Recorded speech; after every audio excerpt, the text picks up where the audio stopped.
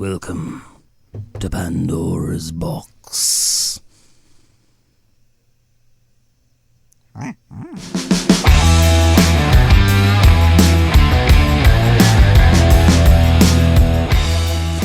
Welcome once again to Pandora's box.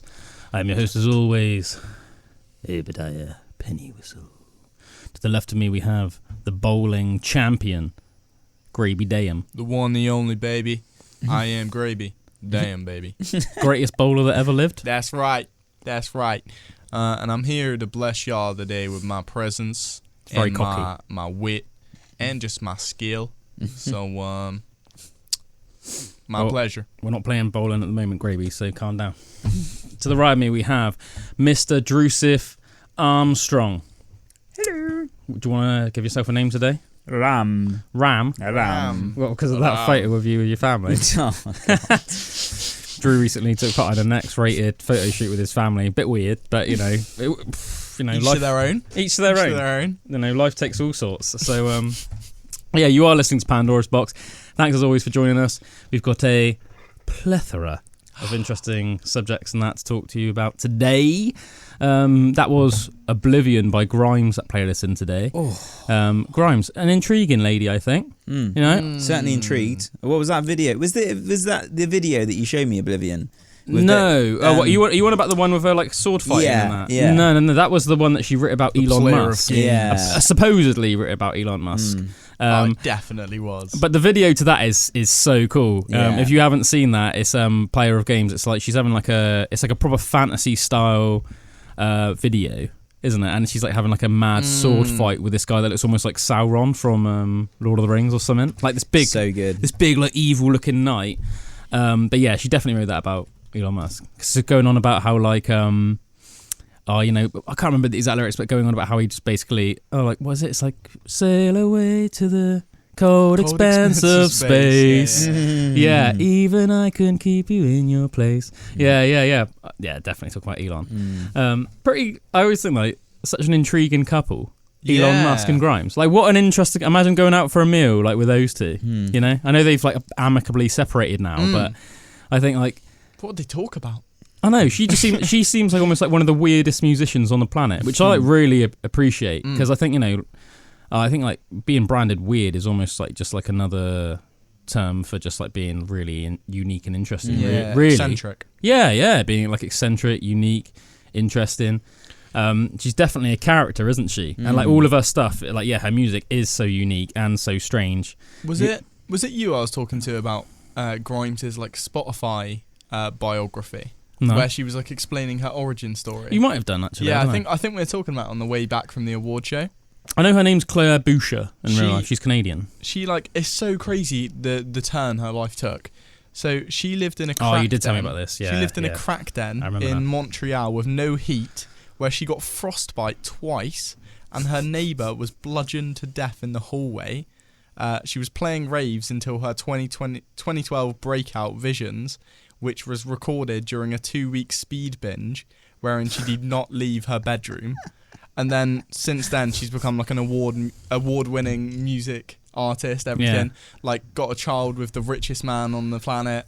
Like, what mad, isn't it? That's completely change mad. Of life. I remember when I first sort of like found out about her, like sort of discovered her about like 7-8 years ago. I remember I went through a stage, I was like, because I thought she was like a really unique and interesting person, so I went through a stage of like looking at interviews with her and stuff, like on YouTube. And I remember like because she's almost like such a unique and interesting way of talking. But I remember her saying in one of them that like her grandfather is like some like crazy bloke that lives in the middle of nowhere in like the north of Canada, like in the middle of the snow on his own in a cabin. And apparently he like makes his own explosives and like weapons and stuff. And she said that when she would go and like stay with him when she was a little kid, they just like spend all the time just like blowing stuff up with all of his like homemade explosives. I'd like to do that. And then it was real funny. She like told the story of it, and then she was like, you could tell when somebody's like, have I said too much? We get a bit like that sometimes from the pod. Yeah. So we know what that's like. We're like, is that a little bit too too far, bit too X-rated for the show? But like, and then she was like, maybe I shouldn't have said that. You could tell she was almost like worried, like, oh, is that, like the Fed's gonna go up north now and like track him down, like for like making explosives in his cabin.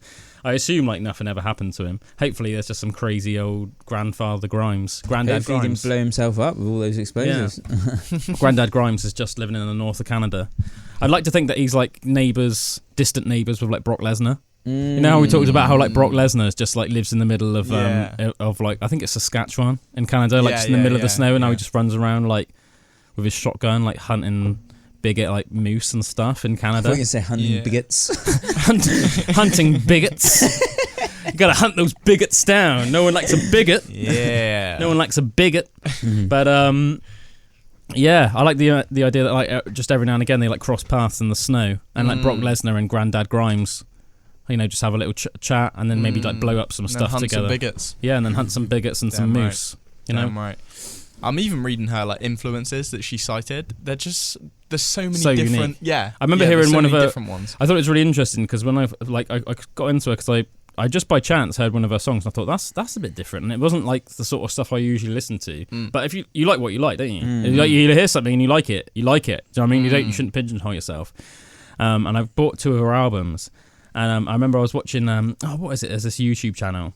I would give them a shout out, but I can't remember the name of them. And basically, it's like different musicians. It's called something like "What's in My Bag," and then basically it's like different famous musicians. I know what you mean. I know the sort of episodes. And they basically like they talk. I think they pick like 5 records that's like shaped them as an artist. And one of the ones that she picked, which I was really surprised about, but I thought was weird because I liked her and because I liked them so much, was Pantera. Oh wow! Like the metal band Pantera. You told me that before, actually. And what I thought was really cool was you were saying that like they're like a massive influence to her, and not necessarily in terms of like the sound, in terms of like the tone or anything like that. But like she said that Pantera had this like aggression in their music, not just in things like the guitar tone or the vocals style, but just almost like the way that the music was. It was like aggressive, and they're on like a deeper level.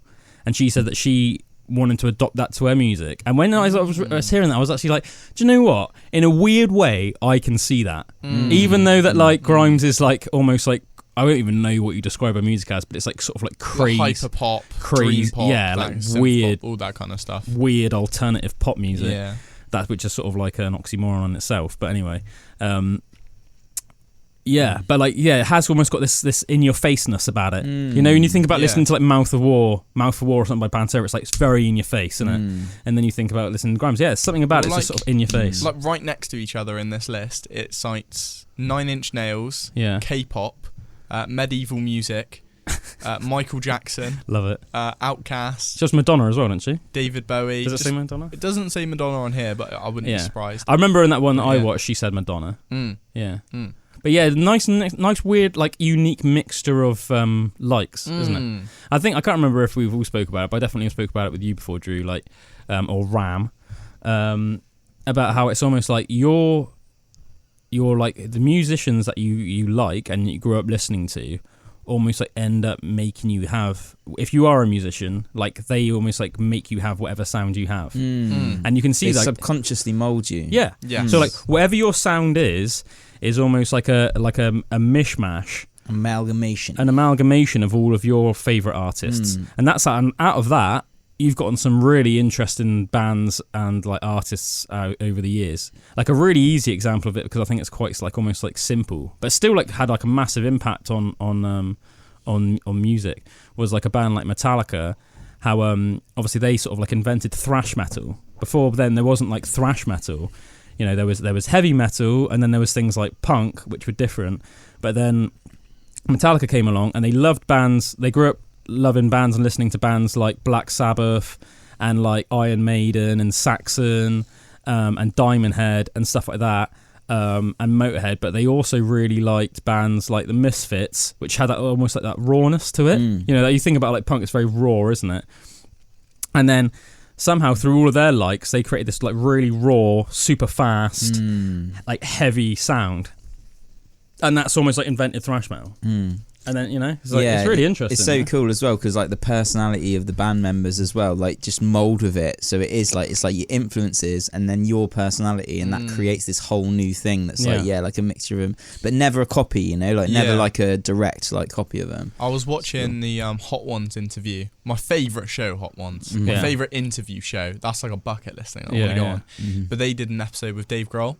And he was talking about what makes a drummer like a really good drummer.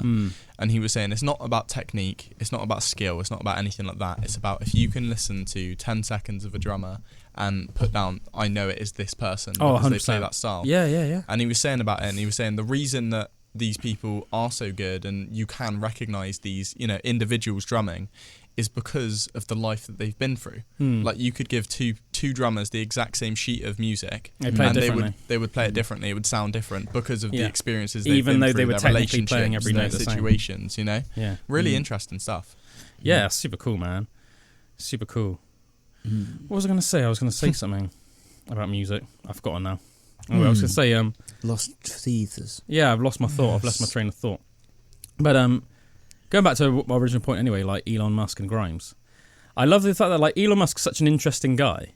Do you know what I mean? He's like so weird and so interesting that he almost makes Grimes look normal, which is just almost like shows how interesting he is. And I love the fact that like, what does it say about a guy like him that he did want to marry someone like Grimes? I almost think that like, especially when you're like younger or whatever, you almost like think about like some super successful businessman. Like you wouldn't necessarily picture him being with somebody like Grimes, would you? No, Do you know what I mean? He's not the standard billionaire, is he? No. Not by any stretch of the imagination. I think he's cool, man. I'm a big fan of it. Yeah, man. 100%. I almost like think like I think that like the same way that we remember people like Alexander the Great and like Genghis Khan and stuff like that. I mean, I know he's like not like a warlord the same as they were, but I think in like 600 years time, I think people like historians will. I think people will like remember Elon Musk. Yes, and I think that like not even like people that are like really deep into history. I think that he'll be like, as I said, the same way that most people will have just heard knocking around like Genghis Khan or Alexander the Great or like Julius Caesar. Even if you're not that into history, you would have just heard it. Whether it's on television or in a book somewhere, I think people will know Elon Musk's name. Especially if he gets us to Mars, man. Oh. If he repopulates I'm Mars, talking he'll be about the new like king, the new god of Mars. I'm talking about like from his current achievements. But if he makes it to Mars and colonizates Mars, that's like a whole new kettle of fish. Or even if Neuralink just blows up and everyone's got this chip in their brain in the future, that would be like a huge change for the human race that just he is like started. Do you know what his like origins were? Like I know obviously South African. He made. I mean like family wise and that. Did he come from a really wealthy family and stuff? I know he made a million early on because he made PayPal. And he sold PayPal for $1 million when he was like a teenager, like really young. And like so many people use PayPal, don't they? Yeah, I love PayPal. Just easy way of sending people money in it. But I think a lot of people don't even realise that Elon Musk had anything to do with PayPal. But he like co-made it when he was in college, I think. So it was like a while back, back when he was in college. I think he started PayPal with somebody. Yeah. And now it's like a worldwide thing. But that's what I mean. I really like it when people make it from something from nothing, Yeah, I don't think he had like rather than like massively wealthy parents and like or like come from like stock, like He certainly wasn't born with a silver spoon in his mouth. No, he was born to a Canadian mother and white South African father, raised in Pretoria, South Africa. Briefly attended the University of Pretoria before moving to Canada at age 17. I mean, he must have been pretty smart because then he was going. I think he was just from like a pretty standard South American, South African family, really. Yeah, that's cool. I like that even more. I think that's I can, obviously. You relate to people more that are more. Do you know what I mean? Like coming from a place that you came from. Yeah. So like, and I always like those kind of stories more. When people have made something from just like the ground up. Yeah, like just to become almost like from like a normal guy, just like an average guy in like a South African family, to just being the richest man. Yeah, that's insane, isn't it? And it's like there's like a fairly good chance that like within his lifetime. So what is he, about 40? Is he about 40, something like that, Elon Musk? 50. He's 50, is he? 50. Well, that hair transplant's doing well. Because he must have had a hair transplant because you see pictures of him. Hair, didn't he? Yeah. You saw he was like quite badly balding. Yeah. Well, mate, no, I'm not saying that as a knock to the guy. If you got the money, man. Yeah, you might as well. He's got nice, thick, luscious locks now, man. And he does look a lot better for it.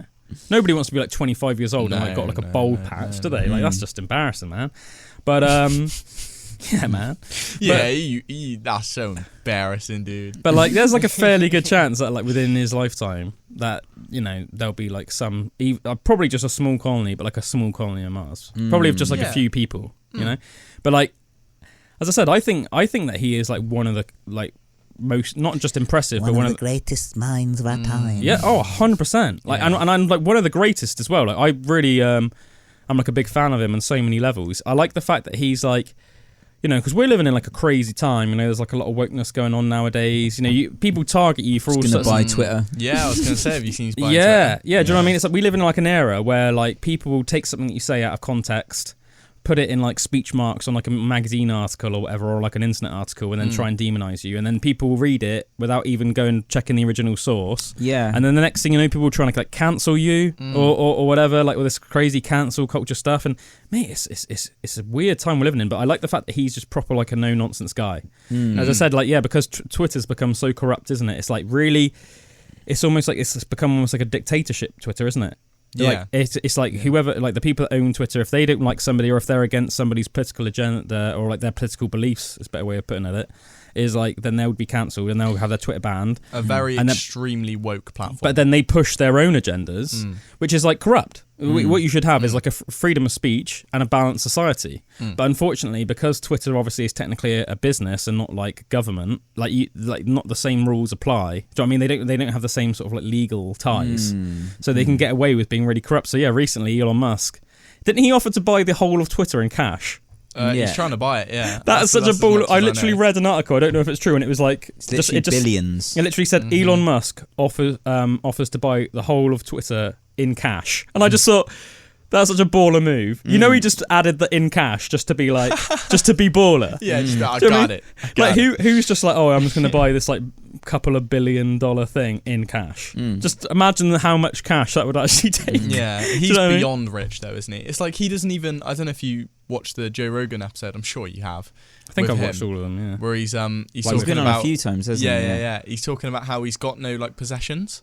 Like he literally has no house. I remember he just gave goes away from place to place and rents. Yeah. He doesn't believe in owning property. Why is that then? He says, I believe he said something like the whole idea of like the American dream, which is like sold to like Americans, but also people in Europe and Great Britain, is like, you work until you can get on the property ladder, and then almost once you're on the property ladder, it's almost like you've made it, right? Whereas he says, or at least once you've paid off your mortgage and you own that place, whereas he says that was like something that was created to benefit the banks, and he says it doesn't really have any. So like he doesn't own any property anymore. Yeah. He just rents he literally, he's so funny. He's the richest man on the planet. Apparently, he rents a flat. But I guess if you could get any place in the world that you wanted, what's the need to own it? Yeah. If you could just go from any place. I remember hearing as well that apparently Grimes used to find it almost like frustrating when they were together, because apparently he was like he was like a bit tight with his money. Apparently, like there'd be like stuff that like like normal everyday families would probably like replace, like say like curtains with holes in and stuff, and like I heard about a mattress with a hole in. That's it. It was a mattress, and he wouldn't replace it. Like probably probably time to just get a new one. And apparently he was just like, nah, it's fine. It's pretty comfy. It does the job. But apparently there was like a little spring that would pop up through the hole, and then sometimes it would like scratch their legs when they were sleeping. But he'd be like, no, it's not a big deal. It's still a comfy mattress. It's just just.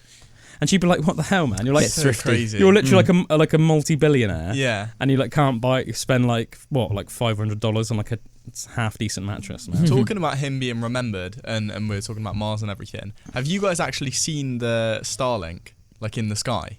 No. I'm not sure, man. I don't think it's crazy. Have you got it up on there? Yeah. I've got it up on the YouTube. Literally, I remember I was in my girlfriend's hot tub, just watching the sky with her, and you just see this. So for anyone on YouTube, we got the video up now of the Starlink. I thought it was like aliens. I genuinely thought it was aliens. I was like, that must be the Starlink. Come have a look, man. It looks so crazy.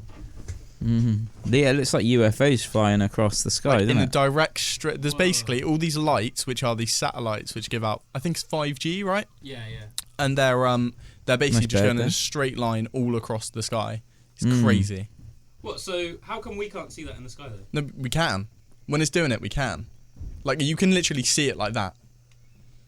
Not every. I don't know why you can't see it. I've only ever seen it once. I saw it when I was in the hot tub. Didn't know it was going to happen. Yeah. But I think it. I don't know. Well, no, because I was going to say, like, the other night, obviously, it was a full moon the other night, wasn't it? So I was like, out. It depends where it is in the sky. I was out moonbathing for quite a while, and I would have like, I was proper taking note of the stars and everything, but I didn't see it. You definitely can't see it every night. Yeah, obviously it depends where it is. I think it's quite rare you can see it. Yeah. I know they obviously. I think we talked about it a little while back, but they he offered 5G, didn't he, to like all of Ukraine because like Russia tried to take out their internet to basically like, you know, so that people in Ukraine would panic. Because if you almost like cut off the lines of communication and all you see around you is like bombs going off and like destruction, then your morale's going to get super low. But so they deliberately destroyed the internet and stuff. But because Elon Musk like just beamed down 5G to everyone, like it keeps that lines of communication going so that they can look up on their phone or whatever, like, oh, you know, that the fight is going on. You know, there are like volunteer fighters from the UK and America and other places like coming to help out, you know. Again, like that's another reason why I'm a big fan of Elon Musk, because he's a doer. That's a super decent, but it's a decent thing to do. That's a super decent thing to do. To get it done as well. Imagine like the government umming and ahhing about how long it would take. But do you know what I mean? Someone who's actually got initiative to actually do something and make a change. He's got the money to be able to do it. Didn't he also say something about? I just realised we're on Nathaniel's thing for that whole thing there. So sorry about that if you're watching on YouTube. But that's all right. Taking in Gravy Day. Yeah, man. Oh, what was another thing that I heard? I can't remember. I'll come back to it. That's cool. I've got why you can't see Starlink every night, just to close off that. It probably just is where it is in the sky, isn't it? It's because of their low orbit, they are not all reflecting sunlight during the darkest part of the night. I see. So yeah. So you'd only see it sort of like just as the sun's gone down or just as the sun's rising? I guess. Apparently, he said originally that it can be seen during twilight, early evening, and really late at night. Right. Or right before morning twilight. So did you definitely see it when you were in your hot tub? Oh, that's cool. It's so crazy. And I genuinely thought it was aliens. It was the thing about providing electricity as well. Didn't he say his power plants, like two of them could power the world? I think it was six of them. Six of them could. He's talking like Leonardo DiCaprio, isn't he? Yeah, that's a cool thing. Literally, they say like, I can't remember. I think that Leo's like America, and he's like, no, the entire world. But governments could never agree on it. Of course they wouldn't. It's too political. The thing is, like, life isn't simple, and life should be simple, and we should aim to make our lives as simple as possible. You know, the world is complicated enough place as it is, but like, unfortunately, it's you know, you think about like all the world's problems and these issues, and you think, okay, well, if a guy has come up with these like factories that can just run the entire planet in an eco-friendly way, then surely we should just start making that process happen. But it's like, well, for a start, every single country has its own, you know, government, or at least, you know, its own head of state. Ways to make money, don't they? Yeah, and like that, you know, to make everyone agree to that, that's like insane, man. You know, it's like, you know, for me, that's like the stupidity of like the human race. There, tribalism. The fact that it is possible, but we just won't do it. It should be a no-brainer, really, shouldn't it? Yeah, man. I think, you know, a lot of it just comes down to the fact that we're all just freaking big monkeys. And we're so tribal. You can just imagine like some like Somalian lord, and then sitting down with like, say, like Putin, and then like Boris Johnson, and then like Joe Biden, who doesn't even know what day it is, and they're all just sat down together, and it's like, right, let's do this, and they're just like. Just imagine the dialogue between everyone would just have completely different worldviews. Well, it would almost just be like, well, what's in it for me, sort of thing. It's like the world being of the whole world. And also, I think that all the people that are in power, they probably then be worried. I said it's a silly thing, really. And in my opinion, like, you know, to the victor goes the spoils. Like, if Elon Musk has come up with this, maybe he deserves to frickin' run the world. But like, I think they would be worried. Like, well, if he's running the entire world, well, then he's become like almost like the emperor of the world. Yeah. No, do you know what I mean? Because then it's almost like he has sovereignty over everything. Because then if everyone shuts off every other way of producing energy, apart from, I expect people would keep things like solar panels. But other than that, do you know what I mean? If you shut down like all the other grids and stuff like that, he would have ultimate power, wouldn't he? Almost like over every country. And I think people would be scared of that.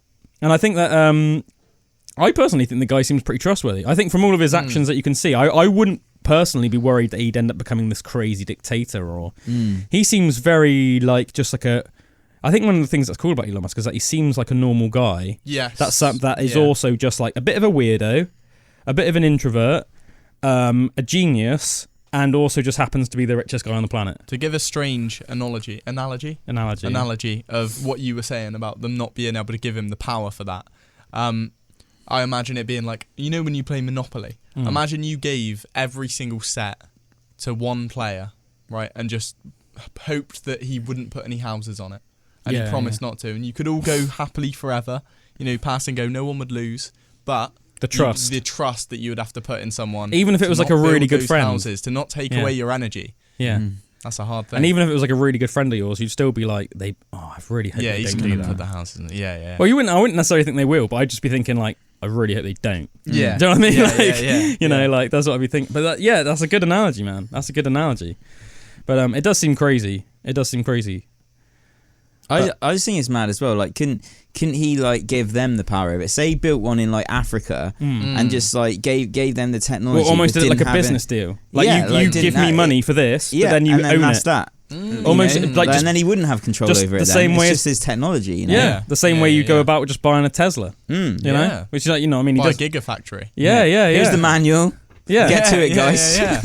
Maybe you could even have like a little thing where he like trains up the engineers for that factory. Yeah, and then that's it.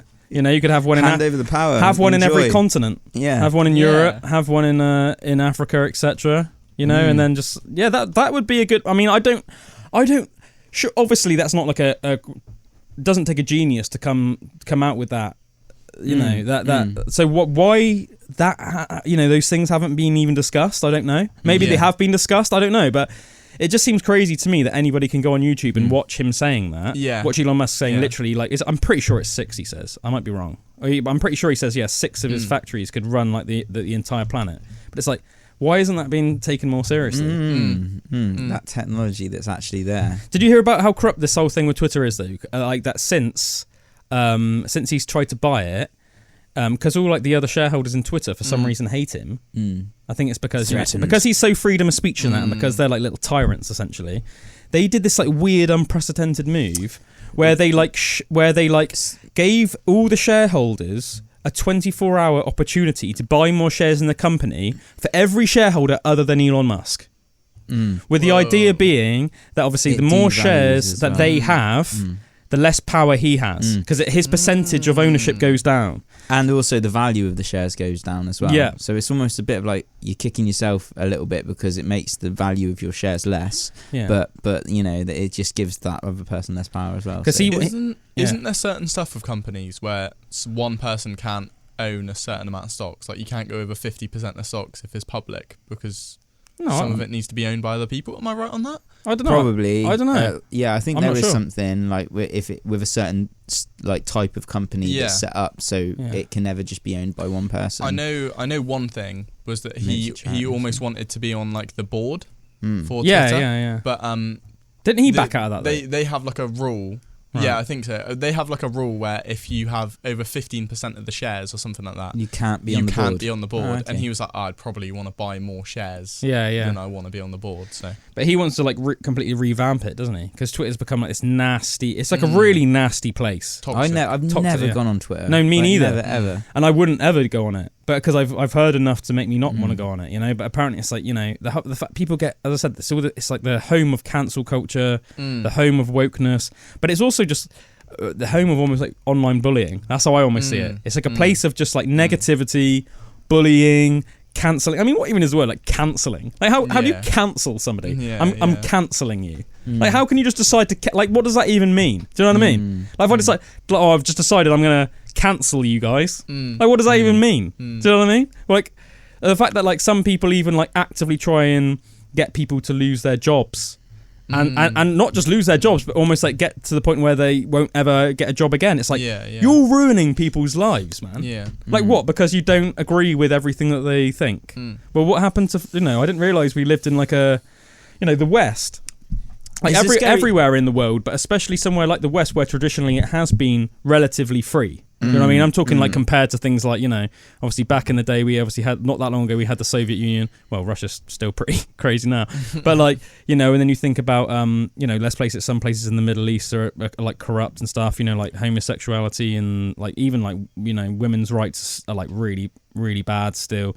So you'd think, especially like the West, which traditionally has almost, in my opinion, almost like carried the torch for like forward thinking and rationalized thinking, that whole idea of like freedom of speech and the fact that you should be able to get on with somebody even if they don't share the same views with you. If they if somebody has a different religion than you, different political outlook, different sexual orientation, whatever, you should be able to get on with that person. As long as if you're a decent human being, you guys are going to be decent to each other, and that's fine. Let's just discuss things like as adults.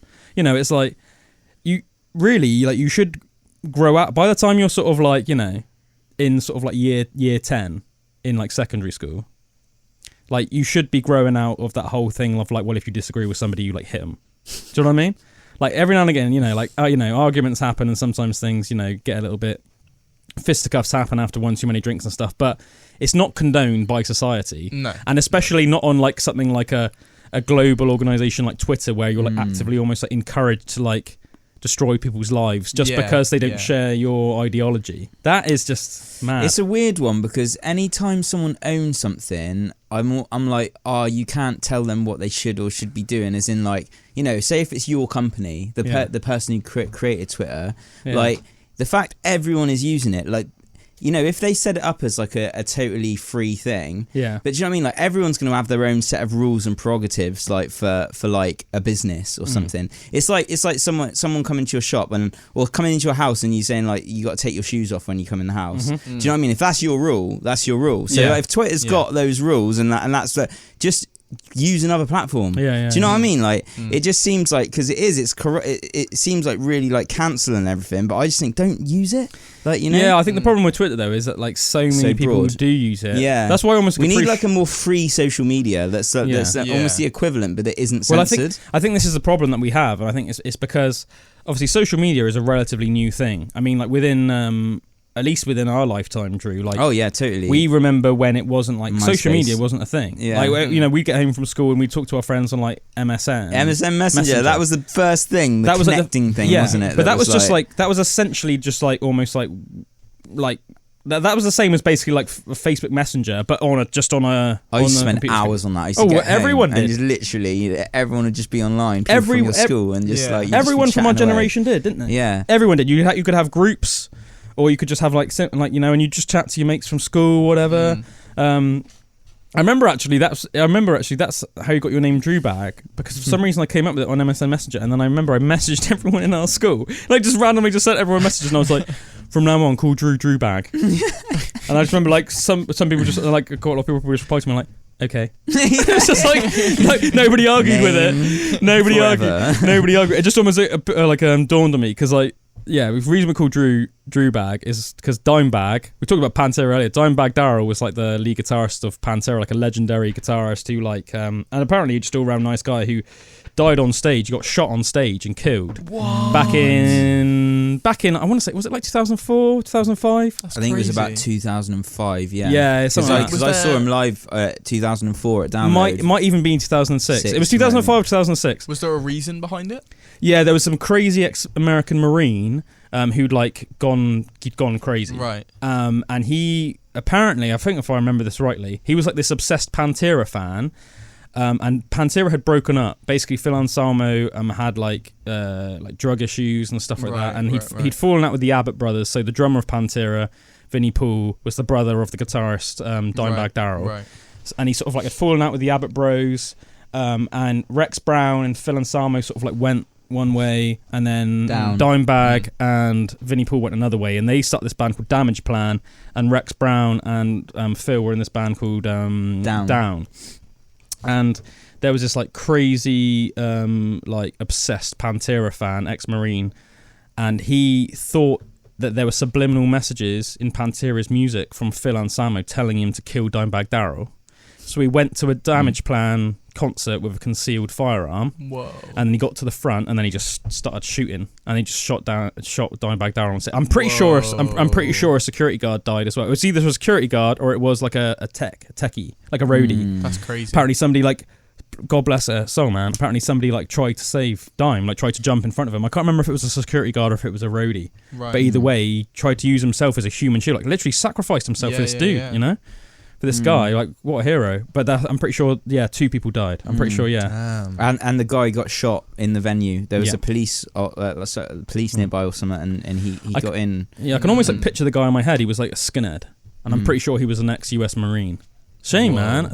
Also, I feel bad for like, I know it's like a funny thing to say, but I feel bad for the US Marines as well, because it's a very prestigious sort of like part of the military in the United States military. Do you know what I mean? Like not everyone becomes a Marine. Like it's like rigorous training. Is it as intense as SAS? No. I'd say no. I'd say like things like US Navy SEALs more, and like Black Ops. That's more like. But still, like it would be the same thing as being like a Royal Marine. So you know, in Britain you can become a Royal Marine. In America you can just become like a Marine, like a US Marine.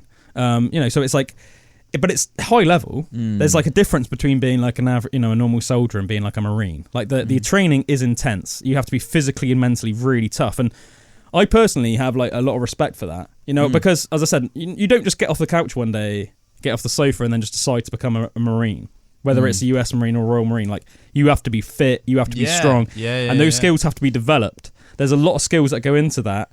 And I think almost like to tarnish the reputation, because let's face it, an organization, whether it's like a sports team or like a unit of the military or a government, you're like it's made up of like the sum of its parts, isn't it? And if you have like certain parts that are corrupt, you're tarnishing everything. That's you're tarnishing everything. And I think, you know, because let's face it, there will be a lot of decent Marines, you know, and stuff like that. But I think, you know, you hear about this, like, crazed skinhead, like psycho ex-Marine shoots down, like, guitarist on stage. And you just think... Tragic, man. Yeah, it's just bad. It's bad all the way around, isn't it? It's bad all the way around.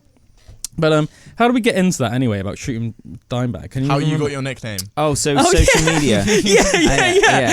That we told went on a little branch, told a little story there about Dimebag Darrell. Rest in peace, Dimebag Darrell and Vinnie Paul. Friend of the pod. Friend of the pod. You guys are a friend of the pod forever. But yeah, so obviously Drew's a lead guitarist, and Drew also, when his hair's long, he's got like hair very similar to Dimebag. So Dimebag Darrell had like the same colour hair as Drew, like really long, like massive hair, and Drew's hair's like pretty much exactly the same.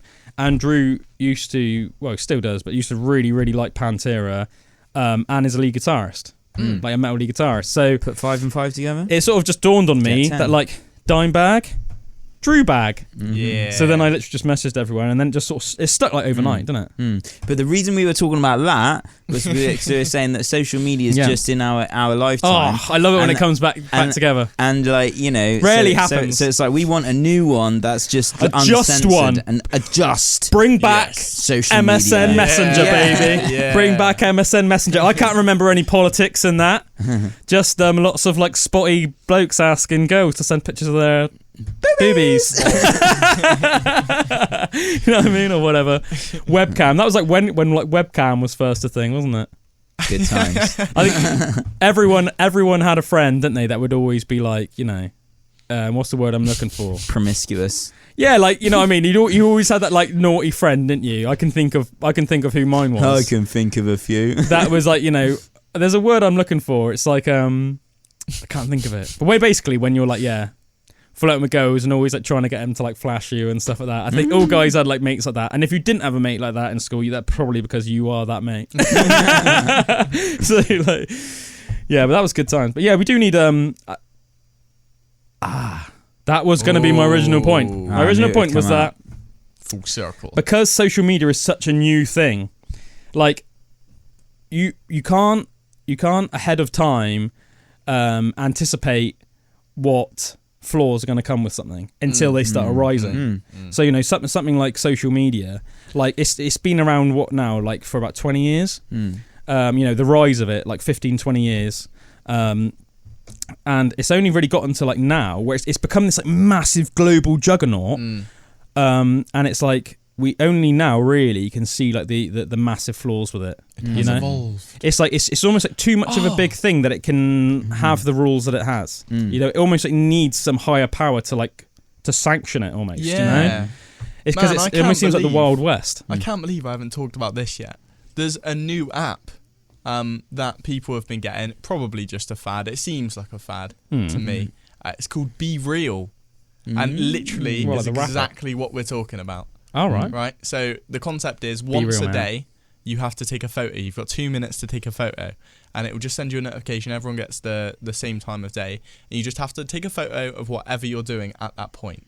And everyone just gets one photo. And it's a way of seeing everyone's real life rather than seeing what everyone wants to put out on social media, you know? Like you might literally just be sat in bed, like doing nothing when you get the notification. And you've just got to send a photo of you sat on bed doing nothing. And it's so much more healthy than watching everyone on Instagram or something going to, you know, if you go on Instagram and you've had, you know, quite a bad week, you're not doing anything, and you're just seeing everyone going to these concerts, going on holiday, going to all these places in the sun. Yeah, comparison syndrome kicks in. Exactly. Yeah. But this is, I think it's just a lot more healthy way of looking at social media and becoming real again. Definitely, man. You're listening to Aspen Waite Radio. Oh, baby. Yes, you are listening to Aspen Waite Radio, and you're also listening to Pandora's Box. Thanks for tuning with us this evening. I'm your host, as usual, Obadiah Penny. To the right of me, we have Ram, the man that rams his family in photo shoots. To the left of me, we have Graby Dayam, the greatest and cockiest bowler that's ever lived. Graby Dayam, baby. Nice to meet you. Yeah, we were just talking before those last tracks, which, by the way, were Pyre by Opeth. That's a cracking track. And then before that, Lunar Sea by Camel. So I hope that you have gotten your feet back down to earth now after being shot off into space with those tracks. I have to say, I love music like that just sort of transports you, that you can just turn up loud and then just sort of go on this full-on journey. I love listening to stuff like that in the car when I'm driving, just on my own, just crank up super loud and almost like do the windows up so you're almost like in this weird little bubble and then just full-on just enjoy the music.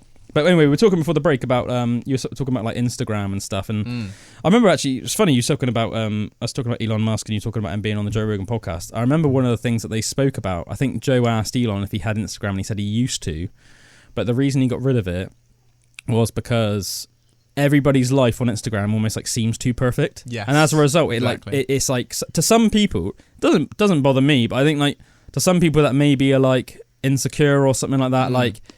It makes them almost feel depressed about their own lives because everyone else's life seems so good, and because people only post like the best stuff, and it's like I think it's like body image as well and stuff. Right. Like if you're watching, if you're going on Instagram and everyone you see has got, you know, does it make you feel insecure? Or if you're a woman like curvaceous, I don't know. Yeah, I'm always nervous when I go on Instagram. Yeah.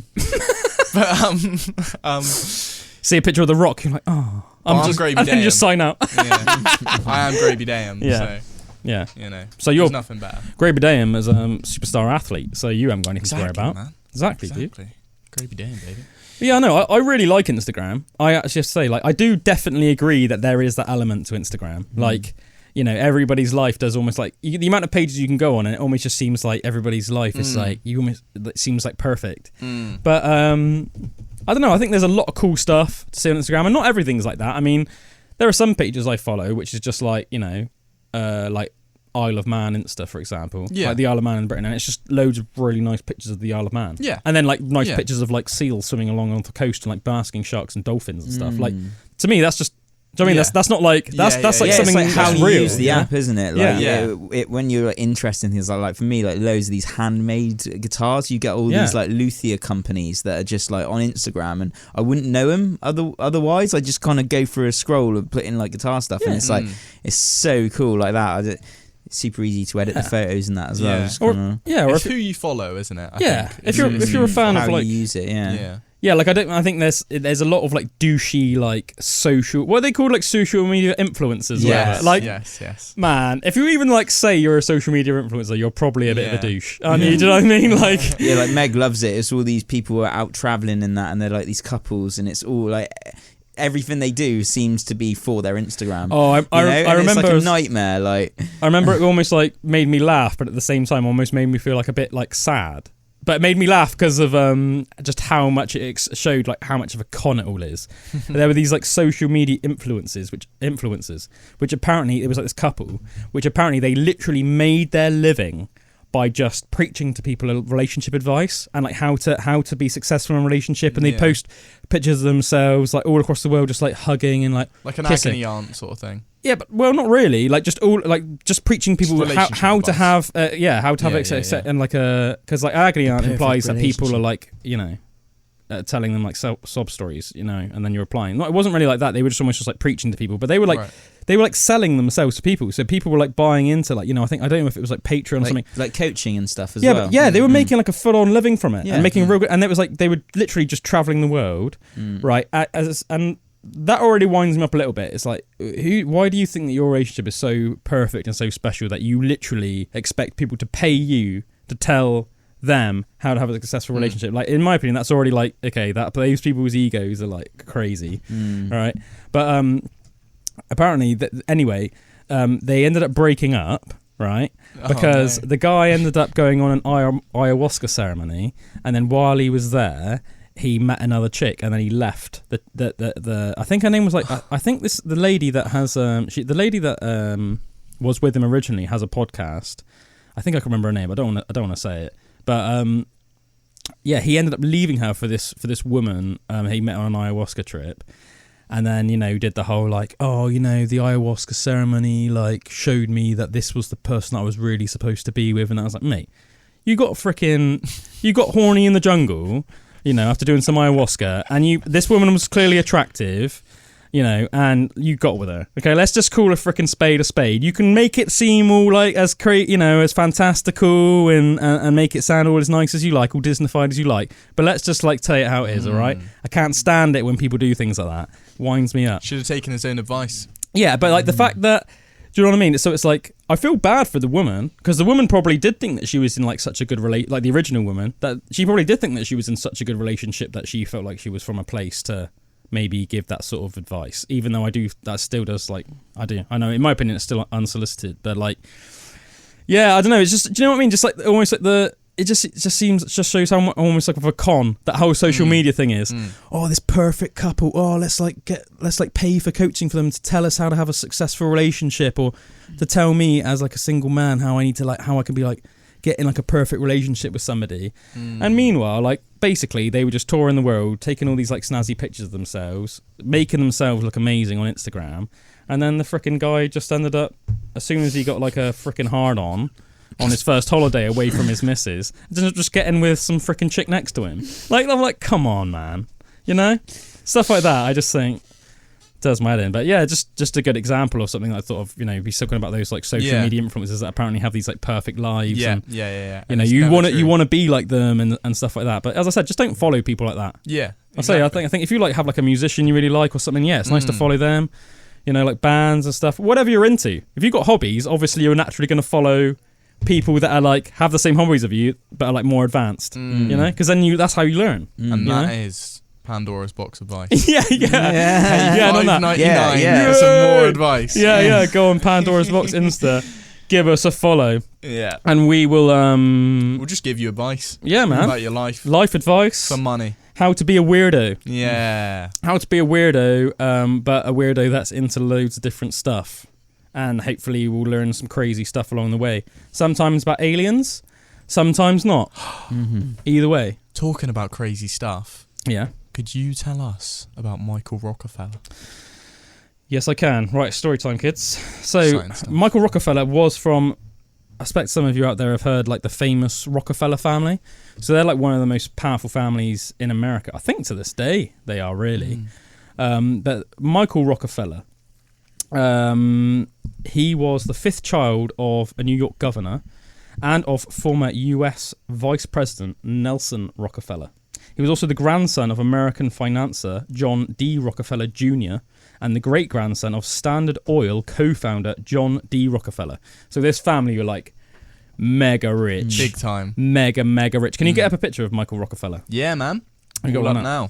But anyway, Michael Rockefeller had an interesting life and also a gruesome end, which is always interesting. But yeah, anyway, he got really into traveling.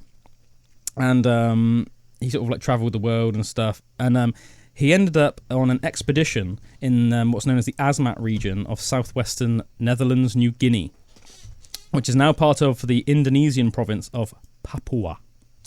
So Michael Rockefeller was born in 1938, and he went on this expedition in 1961. So they were travelling down a river in the middle of nowhere, and this part of it of like modern day Indonesia, it's like it's one of those places where there's like it's like the ends of the earth when you're there. Like there's no civilization around for like hundreds of miles. It's just like native tribes. It's just little nomadic native tribes that have no contact with the outside world. You know, like they pretty much are like still in the Stone Age. Yeah. You know? Yeah. And they were anyway, he was traveling on this expedition down there, and they were going down a river, and their boat capsized, and everything went to hell and everything like that. And long story short, they were like waiting there to be rescued for a while. And after a while, he got sick of waiting. So he said that he thought that he could make a swim for the shore, and he was going to try and run back to like civilization, and get help for everyone. But anyway, he swam to shore, started running off. Oh no, I don't think anybody even ever saw him made it to shore. Actually, no, he just started swimming. That was the last time he saw he got saw like swimming off by the other people that were like surviving in the water, and he just disappeared, and like nobody saw him again. And like it was like wondered for years what happened. And obviously he's got like a super rich family, so like it became like a global thing. Apparently it was in the newspapers everywhere at the time. It was in the newspapers all over America, all over Europe, like pretty much, it was all over the newspapers. He would have been young as well, like 23, I think. Was it 38? Well, he was born in 38, yeah. So he was a young man. Yeah, 23. That's crazy. Yeah. Yeah, I believe the photo I have up now is the last ever known photograph. Really? Of Michael Rockefeller. And there's a documentary, and this is the story I heard, which is slightly like different to the story you heard. What's that? Was that he was actually eaten by cannibals of this tribe. You've just given away the good ending. I was going to get into the story, Bullwinkle. You've ruined it. Sorry. Let's just move on. No, I'm only joking. No, I'm just joking. So he disappeared anyway. So make the connection. Right, so he disappeared, and then this like global inquiry got put into it, like investigation. Not that many sort of like leads like turned up. But eventually, they ended up speaking to the leaders of what were this like tribe called? The leaders of the Otsjanep village, which apparently was the village that Rockefeller would have likely first encountered when he had made it to land from where they were. And there, they were straight up told that he was killed and eaten. Right, as part of a revenge killing, because they were such tribal people, and it does make sense. I mean, to people like us, you'll be like, "What? This guy had nothing to do with it." But apparently, the people of this tribe, the Otsjanep village in modern day Indonesia, they referred to anybody that was white as the white tribe.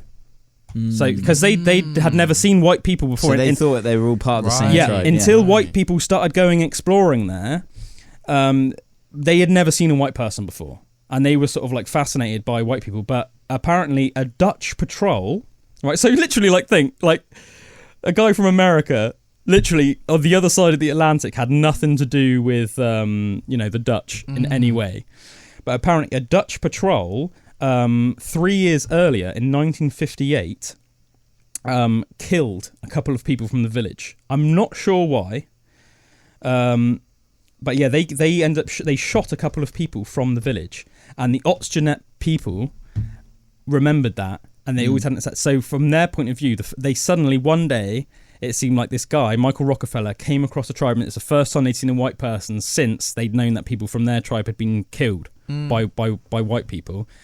So they killed him and ate him. It's a cannibalistic tribe. I know it seems like crazy to think, but yeah, some tribes, I don't know if they're still around today. If they are, they probably still cannibalistic to this day, but there are still some cannibalistic tribes in the world, which is crazy to us because obviously, let's face it, I mean, it seems like an obvious thing to say, but being a cannibal is very taboo. I mean, it's like right up there with like incest, and that. Do you know what I mean? It's like the idea of like eating human flesh is just weird, isn't it? And apparently it makes you go mad as well. Did you know that? I heard apparently like it's the brain, isn't it? Like you could eat all other parts of a human, but if you eat the brain, that's the bit that makes you go crazy. Apparently. Oh, really? Yeah. It's something. Yeah, there's something in the brain where it's like if you eat your own species' brain. Oh yeah, I know there is something that isn't that how mad cow disease started? I think so. Can you look that up? I believe just out of interest. I want to see I'm pretty sure mad cow disease started because somehow cannibalistic cows. No, it was like something that unhygienic that the farmers were doing, and somehow traces of like cow brain got into their feed.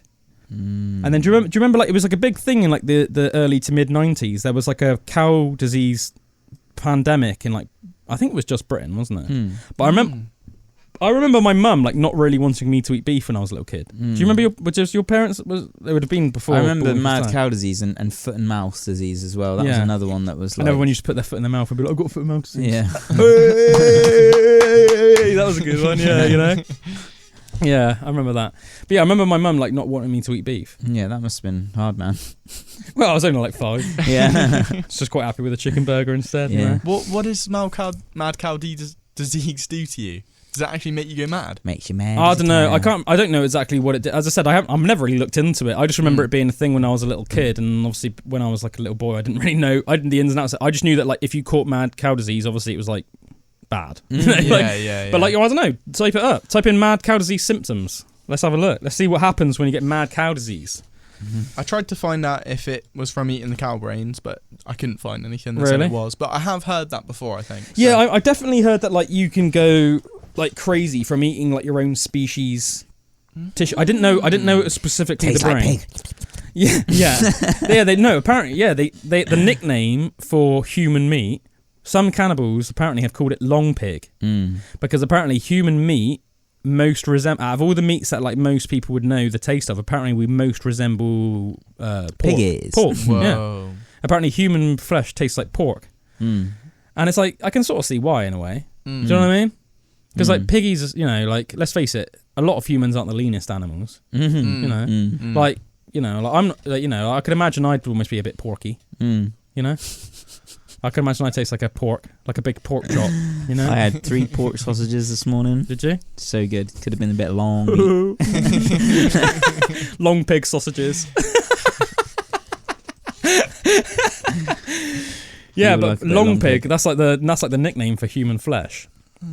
But that's where also like the there's a lot of like Native American and stuff like myths and legends of things like Wendigos originate. Apparently, it's like so it's like they would Wendigos. Yeah, so a Wendigo is like a crypto like zoology creature.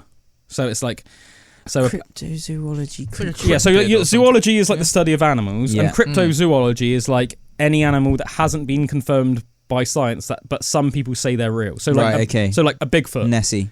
Yeah, Nessie. A Bigfoot, anything like that, a Wendigo, a werewolf, it would all fall under... I haven't actually heard of the Wendigo one. Yeah.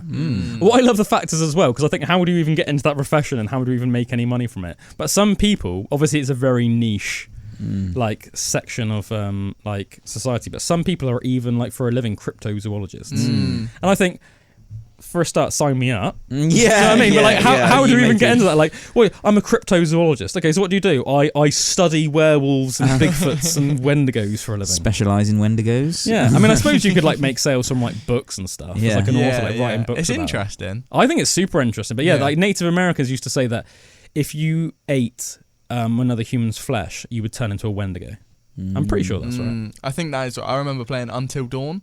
It's like a horror game, and that's all based about like the Wendigo. Yeah, I know that. Yeah, you turn into it by becoming a cannibal. Yeah, and then it gives you like this like dark supernatural powers. Apparently, you like move super fast, and you turn into like a monster. Yeah, and you get super strength and like claws. And should I get up some photos of the Wendigos? Man. What about similar to like a werewolf, but in my opinion, like a bit freakier. Oh, they look even like creepier than I thought they were. Yeah, get some pictures of Wendigos up there. What about sort of a goat man? Aren't they? Maybe the people of that village I was on about. What were they called again? The Otsgenep village. Maybe they were all Wendigos. What about as well when people get transplants and stuff of actually other people's flesh like in their bodies, not eaten, but just transplanted, and then people get different like kind of things happen to their personality. People they have memories. It's almost like memories transfer with that person's like flesh, Whoa. Yeah, I've heard stories of that, like people having like heart transplants or kidney transplants, and then liking completely different foods and that, or being obsessed with a certain type of or they'll like remember somebody that they never thought they'd like known before, and then it would turn out that it was like the wife of the man who's like gave you that always blows my mind a little bit, those kind of things. That's crazy. Yeah, probably crazy. I reckon mad cow disease must come from the brain, because it sounds similar. It's like loss of intellect and memory, changes in personality, loss of balance and coordination, so just all kind of stuff that sounds like it comes from the brain. As I said, I'm not 100% if it was brain, if it was because they didn't brain, but I'm pretty sure with like the mad cow disease it was because cows had somehow eaten cow matter. But I think it was something, I think it was the brain. I think it was the brain. Right. But either way, cows shouldn't eat cows and humans shouldn't eat humans, because you might turn into a Wendigo. But imagine how freaky that would have been for that Michael Rockefeller guy. Because he probably didn't even know about that, obviously, that Dutch... Just looking for some help. In fact, of course he didn't. In fact, I definitely wouldn't have. Yeah, like you wouldn't have known that some Dutch people randomly had like shot these people in this little village in the middle of nowhere like 3 years ago. So imagine that. You're like coming in and you're like, oh, help, like some people I'm with, and then they just look at you and then they just tie you up. God knows how they killed him, and then just the idea that they just ate him. Crazy. Yeah. Whoa. Yeah, it says in 1969. So it took a while because he disappeared in 1961. So it says in 1961, journalist Milt Macklin travelled to the island to investigate Rockefeller's disappearance. He dismissed reports of Rockefeller living as a captive or as a Kurtz-like figure in the jungle, but concluded that circumstantial evidence supported the idea that he had been killed. Several leaders of the Otsgenep village, where Rockefeller likely would have arrived had he made it to shore, had been killed by a Dutch patrol in 1958, thus providing rationale for a revenge by the tribe against someone from the white tribe. Cannibalism and headhunting in the Asmat tribe was like fairly common, and goes on to say. Crazy stuff, man. But no remains have ever been found, apparently. Apart from a bone necklace. Yeah. Yeah. There's probably just like a little like skull on a stick somewhere in the village, and it's here somewhere. Yeah. But like, because you're not, I can't remember because I don't know exactly how it works. Because usually, obviously, rules are only sort of like governed by like, say, you know what I mean? Or like, say, like we're governed by the UK Parliament. And obviously, if in America, you're like, every state has its laws, but then there's like federal law, isn't it? You know? So I don't know exactly how it works, but like, you're not allowed to interfere with like these nomadic tribes, are you? You're not allowed to interfere with their lives. I think it's like, I don't know if it's like actually like illegal, but you're like not allowed to, are you? I think that's the case in other tribes more than others, and other areas more than others. But there are still some completely untouched tribes, which is crazy. I find crazy. There are tribes to this day that like apparently if you like fly over in like a helicopter in like South America, they shoot bow and arrows at you. It's like the one in Centennial Island. And people Sentinel Island. It's just like some island completely. Is that the one where the Christian missionary went and they killed him straight away? Yes. Yeah, I heard about that. Did you hear about that? Yeah, I heard about that as well. Yeah. Some like Christian missionary. He was like told not to because they said, preach, it's by Thailand. This one, like that isn't it? I think. Yeah. There's like the photos of the people on the beach, like waving their arrows, bows, with like just like little loin cloths, like little flaps, like proper like Tarzan style. And this like Christian guy was like, no, I'm going to go and I'm going to show them the love of God and I'm going to convert them and everything. And they were like, nah, don't go and interfere with that like tribe. You're going to get shot. Yeah, and also it's just not good, is it? Like, leave them be. Do you know what I mean? It's quite, totally. You know, like those people, they to do their thing. They didn't have to bother with COVID or anything like that. They were just cut off from the rest of the world. They were just living their lives, fishing and hunting. And I mean, people merging from all over the world, that's the thing that wiped out a lot of tribes anyway, if not from just like killing them for like because they were different, but like disease. Apparently when the Spanish went over to South America, wiped out pretty much like half of South America just from like smallpox and stuff like that. They used to weaponize it as well. Yeah. Apparently they really like disgusting tactics, really like really super underhanded, but apparently sometimes European settlers would even like make out that they were friendly, but then they would like pretend that they were giving gifts to like Native American tribes of like blankets and stuff, but the blankets would be from somebody that had died of smallpox, so it would have like smallpox bacteria all over it. And then they would wipe out an entire Native American tribe. It would spread to. God. They think, oh, this lovely like white person came and gave me this blanket, and like sleep well for a couple of nights. Then you get smallpox, and then boom, wipes out your whole tribe because it's so infectious. It would just swipe through the tribe, and literally every one of them would be dead. Every single one of them. Crazy. That's madness, isn't it? Yeah, man. Madness. Yeah, that is crazy. But yeah, poor Michael Rockefeller. Anyway, Eating poor Christian. Well, pretty of an idiot, really. I was going to say poor Christian missionary, but he was warned not to do it. Yeah, and he did it anyway. And he got apparently they were even watching him. They like watched him arrive with like binoculars. I don't know if they were like on a ship or something, but they watched him arrive on the land, and they see him like having a brief interaction with them, and then they just shoot him straight away with bow and arrows, just kill him dead, and then they're all just like, ooh. I've got the photo up now of all the people like going like that. Imagine turning up to this like island. You just saw all these people doing this. Apparently they're still in the Stone Age. Yeah. That's crazy. Yeah, man. Yeah, can you imagine crazy. bringing them to somewhere, to like a city? What I always think is, I said that there's some places in like South America where like when they fly over with helicopters and they feel like the arrows like bumping off. Yeah. Like what?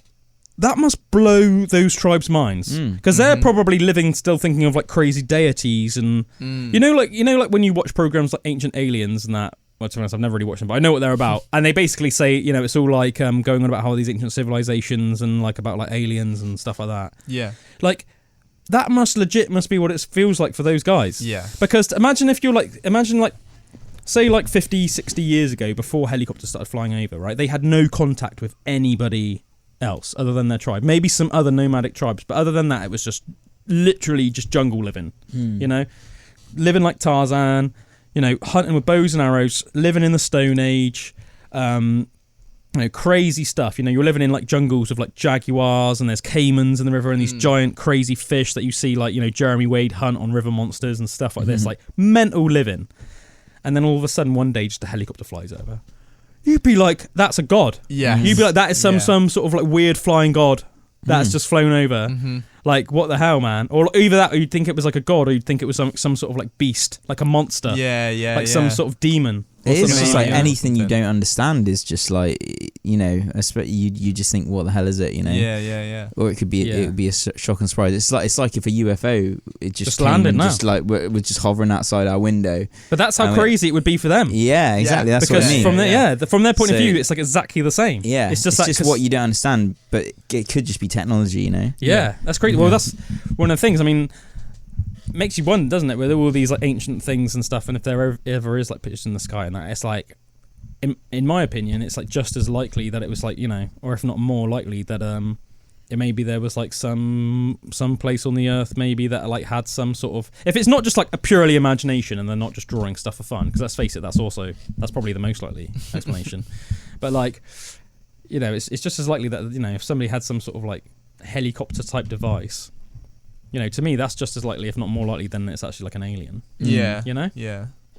Because, I know we've talked about it a bit before and stuff, but like, there's more and more evidence that like maybe Atlantis was actually like a real place, and apparently it was like, and as I said, like, I think it was Plato or Herodotus. I can't remember I think it was Plato that said that when he went to Egypt. And this was like this was like in the height of the Greek sort of day, so like 3,000 years ago, when he went to Egypt and he was like in awe of the pyramids, because even though they had these like amazing Greek temples and everything like that, he was like absolutely in awe of like the pyramids, because he just couldn't believe it. And you got to imagine like how impressive they would look 3,000 years ago. They would still had the gold tops on and everything like that. Like and he was like, how did you make these? And apparently like all of the people, the most sort of intelligent Egyptians he could find that knew the most about the structures of the day, said that they were taught from an advanced civilization to the west how to, and that's where like the legend of Atlantis comes from. Whoa! And I said a lot of for like a lot of history, people just thought that it was almost like a myth, but obviously there's more and more research coming out now that maybe it was a real place, and maybe obviously it was just something like it just got swallowed up by the sea, because we know things like that happen. Yeah. Actually, talking about that, this would be like perfectly coincide with one thing I want to talk about today. So, have either of you guys ever heard of a place called Doggerland? Nope. No. So get a picture up for everyone. If you're just listening to the radio, by the way, make sure the best way to listen to us is to watch us on YouTube, because then, as I said, Graby Dayum / Young Bullwinkle does pull up lots of like pictures and videos and stuff like that. So a lot of the stuff we talk about, it's just better for you, really. You get to it's more interactive for you. You get to chill with us all. with our visages. But also, it's just better because Graby Dame Bullwinkle is pulling up all these different pictures and stuff as we're talking about stuff. It's like where you right. came. So you're seeing. So 8,000 years ago, the UK was completely linked up to the rest of Europe. So it was linked up from like Denmark all the way down to like the Netherlands. That's so cool. Yeah. And it was like, and this is like 100% a fact. And the cool thing about it is, so like Ireland and England used to be linked, and it was all linked up with France, Belgium, the Netherlands, and Denmark. So there's essentially underwater between the UK and Denmark and the UK and the Netherlands, etc. There's like just loads of human settlements. So it's not like underneath the water between Denmark and England. It's just like normal sea. There's like settlements and towns and villages. So it was land, from 8,000 years ago. Wow, that's cool. But yet again, that almost just goes in with what we were saying about that whole sort of like Atlantis thing. Because it's like, well, yeah, if you were say like and it's quite big as well. So obviously, if you actually are looking what Graby Dame's got, the area that is called Doggerland, well, that was called Doggerland, which is like between say like the UK and Denmark. That's like thicker, that's wider than like the widest part of Britain nowadays. Do you know what I mean? So that's a substantial part of land, you know? Yeah, it's massive. It's like it's a massive, in terms of like square footage, it's like at least as big as the whole of like the UK and Ireland put together, you know? Or the whole of the Great Britain and Ireland. So it's a substantial piece of land that's essentially just been swallowed by the sea. So do you reckon that correlates with the like the Great Flood thing, like where the Graham Hancock and that talks about that could have happened in America and changed like all of the levels? Because you normally look at continents and everything, and you can see where they used to be joined, but they like literally like separated and then moved away from each other. Yeah. But that is literally it is all still joined, but the sea has just rose in level, so it's just taken that. Well, it didn't all like get swallowed up overnight. It was quite a gradual thing. So when it was like apparently 16,000 years ago, that was when it was like at its biggest in terms of landmass, and then it slowly sort of like got swallowed up by the sea until you get to about 8,000 years ago, and then you would have still been able to walk to Denmark, say from England, and you would have still been able to walk to like the Netherlands or Belgium. Whoa. And then by the time 7,000 years ago, so then it would like sped up, and you would have still been able to walk, to all of those places, but a lot of it had been swallowed up by the sea by that point. So it was gradual. But I mean, it's a similar time period because they think a lot of places did get swallowed up by the sea. They say roughly about 10,000 years ago, but I mean, if that's just on average, and I said, from the, I said sort of like between 7,000 and like 16,000 years ago, then it's like Zealandia. Have you heard of Zealandia? No, it would have been like the world's 8th continent, and New Zealand, basically like the island of New Zealand, used to be like this huge country, but all of it is just underwater apart from New Zealand now. But you can still see like in the water all the markings of where Zealandia would have been, and it was obviously a place that was just washed away by the ocean. There's also on really old maps, like an island off. Like just a couple of miles west of Ireland. That's on some really, really old maps, and it's down on maps as High Brazil. Nothing to do with like the modern country Brazil. Right. It's like the people, I guess, of like Britain and stuff like the sea explorers. They called it High Brazil, but it was like it was just like an island off the coast of Ireland, like a couple of miles off the coast. And since it's been swallowed up by the sea. But it's really cool as well because apparently there's like old myths and legends about it, and they would say that it was like this island that was like shrouded in mists and that only like wizards lived there. I can't remember if it was like wizards or a wizard, but apparently it was there would have obviously been like very sort of like spiritual people, I guess, that like lived there. Just pretty cool, really. I'd love if Atlantis were real. Like I hope it was. You know. Well, the thing is, I think it was. The thing is, I as I said, when I was like younger, I had obviously heard of Atlantis, and I always just associated it with like just like some mythical thing, like the same way you almost like think of like Hercules. Yeah, do you know what I mean? Like you'd hear like tales of like Hercules, you wouldn't, you'd think it was like a cool story. But the more older I get, the more I think, it makes sense. It's completely plausible, and I think about the fact that, I mean, if you go back far enough in history, the world was just one supercontinent called Pangaea. So you'd have been able to walk everywhere on the planet.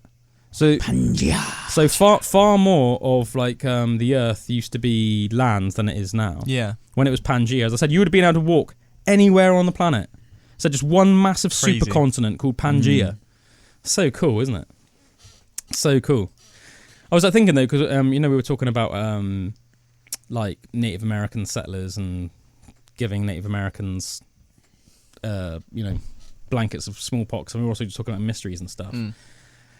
As I said, I should have prepared it a little bit better for the show, but it just sort of came into my head. I do know a fair amount about it, so it'd just be like a cool thing to finish off the show. Have you guys ever heard of the Roanoke colony? Roanoke, no, but I love I love the name Rowan, and I love oak. Yeah, it's Roanoke colony, so it's spelled like R-O-A.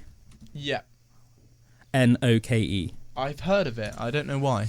So the Roanoke Roanoke colony, okay. It was a colony where, when Europe, like the British, started colonizing North America, they founded this settlement called the Roanoke colony, and apparently it was like a really thriving settlement.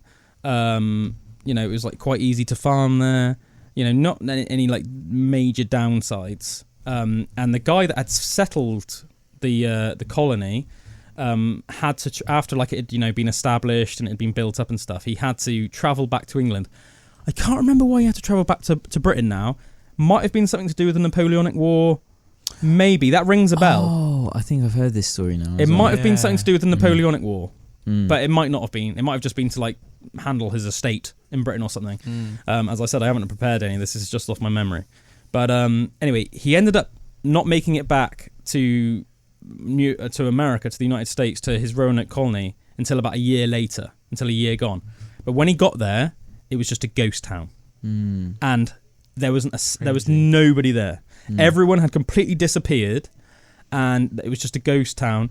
But what was weird was there was no signs of struggle or like there was no like dead bodies. There was no blood. Like the houses just sort of looked like they were just been abandoned. There were like belongings still left behind and everything, and they literally treated it almost like a police investigation, and they couldn't find anything other than this super cryptic word that had been carved into a tree with a knife, and the word just said Croatoan, and people to this day it's like this massive mystery. People have looked into it. Nobody knows what Croatoan means. People don't know if it's a name. People don't know if it's like a tribe or something. But to this day, it's just this massive mystery. The Roanoke colony, and it's gone down almost like it's gone down in a lot of as almost like a supernatural legend as well. Because a lot of people think that there was like a supernatural connection. Obviously, people that are into that sort of stuff, like the supernatural and that, think that there might have been some supernatural connection. I know that like there's been. I think there's like there's like that television program called Supernatural. I'm pretty sure there's an episode of that where like they find out what Croatoan means. So it's like, but like it's a cool thing to do if you're like an author or something. Like it's a good thing to like base a story on, isn't it? And then you could maybe make it like Croatoan was like a demon or like a monster or something that like came for them, and then somebody managed to carve it into the tree to like leave a clue just before they got like taken or something. But yeah, super cool. Anyway, I love mysteries like that. Like to this day, just like. Where the hell did the people go? Yeah. And what the hell does Croatoan mean? Do you know what I mean? Yeah. Apparently, most historians believe that the colonists, running desperately low on supplies, turned to a local Native American tribe, the Croatoan people. I'd heard something about it, maybe theorized. I don't know if they know if the Croatoan people but that's are the real thing, though, or if they just think that's the thing. I don't think they do. Right. Because if they did, I don't think it would be such a mystery. Yeah. I think it's theorized. I think it's theorized that it was a tribe because it sounds like it could have been, but I don't think there's any evidence of it. But the thing is like when you're left in a situation like that where there's literally no leads other than something just super cryptic like that, you've just got to do with like the most plausible guess that you have really, and then it's just like maybe a Native American tribe called Croatoan. Yeah, I mean, yeah, do you know what I mean? It's like, well, what else could you even come up with? You know what I mean? Like Wendigos came for them in the night. Do you know what I mean? Like Bigfoot ate them all. But then again, it's like, well, where's the bodies? It's just weird that no bodies were ever found or anything like that. It's just like, it's such a cool mystery, you know? Yeah. Proper cool mystery. To that gentle whistle. There you go, Patrick. That was for you, man. Hope you're having a good day. I hope everybody that's listening to Pandora's Box is having a good day. We love all of y'alls. Yeah. Thanks for chilling with us this evening. I'm your host as always, Obadiah Penny Whistle. To the right of me we have Ram. Part man, part ram. To the left of me, we have the cockiest and best bowling superstar of all time, Graby Dayham. Graby Dayham, baby. So, Graby, apparently got a little story for us. That's right. Tell I got me. a story for you. Hit me. So, I know we're talking a little bit in the past about looking into the mirror and possibly seeing something. I just saw this story and thought it'd be quite cool and goes in tangents with it. Yeah, man. So, someone asked the question online of, what's your creepiest glitch in the Matrix or unexplainable thing that's ever happened to you? I love stuff like this. And this is their answer. Nice. As it loads. So, I have a good one. I was about 12 years old and woke up in the middle of the night needing to take a leak. I walked across the hall to the little bathroom, hit the lights, and was about to reach for the toilet when I glanced up and saw a face in the mirror. It was not my face. It was as if someone was on the other side, standing to the right, with their face next to the glass, staring at me. I only saw it for the briefest moment, but it is seared into my brain. The next bit, it gets even creepier. I screamed and ran out to find my dad. Of course, my dad investigated, then calmed me down, or tried to. Eventually, we had a prayer session because I was so freaked out. Eventually, I must have gone back to sleep. So a bit creepy so far. What will happen next? Here was the face. Fast forward to my 30s. I'd forgotten all about the event. One night, while visiting, my dad quietly brings it up. Remember that one time you saw a face in the mirror? It suddenly came back to me. And in a rush of memory, sending a chill down my spine, I said, yeah, I remember. What did he ask? That's the question. Well, he said, I sometimes think about that night. He looked down at the floor with a serious expression. I saw it too. He went on to describe exactly what I'd seen. We have no idea what it was. Apparently, when he investigated, he saw it and had a freak out of his own. And apparently, the prayer session was as much to cool his own nerves as it was my own. Man, that's just reminded me of that story of from like my grandma and my uncle. Have I talked about this on Pandora's Box before? No, I haven't heard this. Oh, I got to tell this. It's a nice little story time to finish up the pod this week. So everyone, get in a nice dim lit light and everything. Get your little nice lamps on. Get nice and cozy. Cocoa. Little ghost story to finish off the pod today.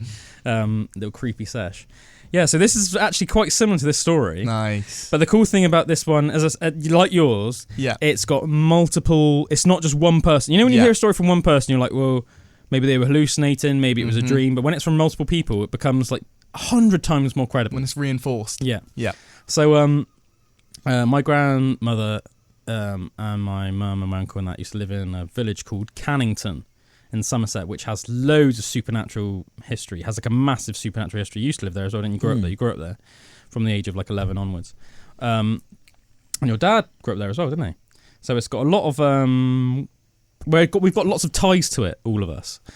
Anyway, my grandmother knew a lady in Cannington whose husband had recently died, and she was obviously really, really distraught about it. But my grandmother and this lady both used to go to church, so that's how they knew each other. And this woman was like weeping after church one day, like everyone else had left, but she was weeping. And my grandma was like very, very nice, caring woman. And she was like, comforting her and stuff. And she was like, it's okay, blah blah blah. He's gone to a better place and stuff. And she was like, oh, it's not just that. She was like, oh, I'm terrified. I'm terrified. I need to like speak to the vicar. And she said, why? And she said, oh, because for like months before my husband passed away, he kept saying that he was visited by what he called white devils in the night.